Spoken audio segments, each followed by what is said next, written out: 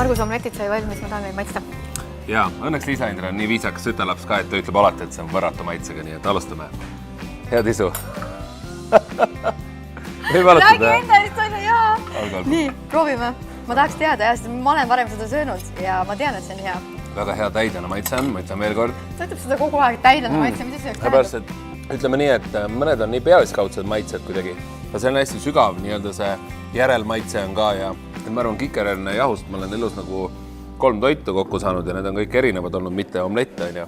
Et kuidagi hästi huvitav, mõnus maitse on nii intensiivne, et ma tunnen, et seda omletti ma söön poole vähem kui näiteks tavalist omletti on ju. See on nagu ainult hea kuidagi, et ta tekitab hästi sellise täiskohu tunde mulle. See on midagi sihukest, mida sa kujutad ette, et hommikul võiksid süüa. Ütleme niimoodi, et hommikul sa ärkad üles, ütled naisele, et kallis, palun tee mulle üks omlett ja ta toob sulle sellise asja. Kuidas sa reageerid? Ma reageerin 3 musiga ja pärast terve päeva on õnnelik. Ja eriti see vegan majonees mulle meeldib tõesti nagu väga-väga kohe. Ta on kuidagi hästi nagu vahukoorene ühest küljest, aga teisest küljest hästi maitsekas. No on ju, et omleti peale oleks vaja mingit kastet. Jaa, on küll.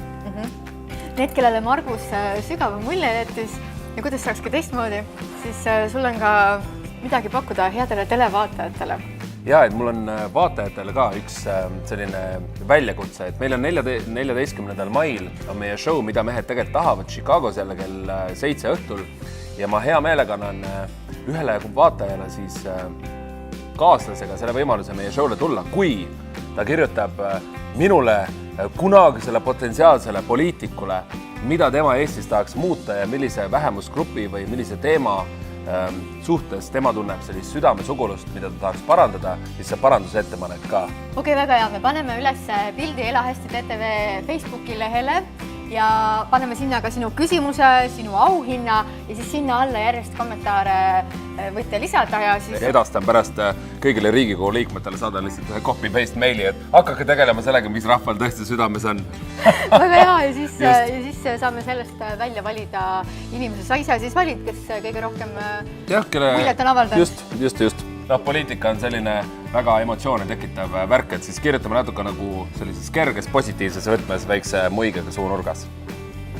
Aga minul on ka küsimus, kes seda proovib, kirjutage Ela hästi TTV Facebooki lehele, mismoodi see teil välja tuli, kuidas see teile maitses, mind väga huvitab. Aga meie sööme oma toidud igatahes siin täiesti ära ja teie võite minna oma päeva edasi nautima. Just, ilusat päeva, head isu. Näeme järgmine nädal jälle neljapäeval 19.30. Seniks Ela hästi!